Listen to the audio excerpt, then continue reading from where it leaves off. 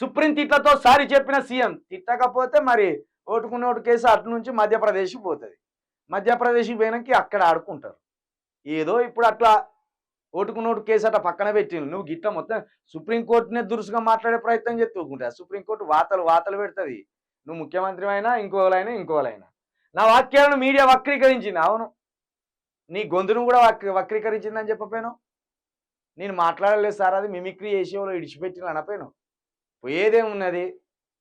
రాజకీయ నాయకులు అంటే రోజుకు 1000 అబద్ధాలు ఆడతారు, 1,00,000 మాటలు చెప్తారని ఈ ప్రజలకు కూడా మీ మీద ఇంకా ఛీ అనే హేయభావం వచ్చేదాకా మాట్లాడరు ఇలాంటి మాటలు. న్యాయ వ్యవస్థపై అత్యంత గౌరవం, నమ్మకం ఉన్నాయి.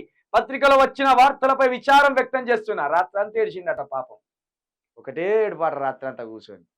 నేను విచారం వ్యక్తం చేస్తున్నా. అసలు సుప్రీంకోర్టు అంటే నాకు దేవునితో సమానం. నేను సుప్రీంకోర్టు మీద మాట జారుతానా? నేను ఎంత మంచోడిని, అబద్ధం చెప్తానా అని అంటానట.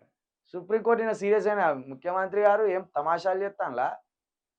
అంటే పార్టీలు ఇవ్వమంటే మేము బెయిల్ ఇస్తున్నామా? ఎట కనబడుతున్నాం మీకు మేము? మీ సంజాయిషి కోరుతున్నాం మేము. లేకపోతే మీ ఓటుకు నోటు కేసును మధ్యప్రదేశ్కు బదిలీ చేయాలా అని అనుడుతుంటే, అమ్మో ఎక్కడ లేని తిప్పలచ్చపడరా అని నేను సారీ చెప్పినట్టు. ఇక మొత్తానికి ఉలిక్కిపడ్డాడు సారు. ఉలిక్కిపడి దెబ్బకి సారీ చెప్పిండు. సారీ చెప్పవలసిందే. మరి ఏందనుకుంటావు? సుప్రీంకోర్టు అంటే ఏంటిది అనుకుంటాను?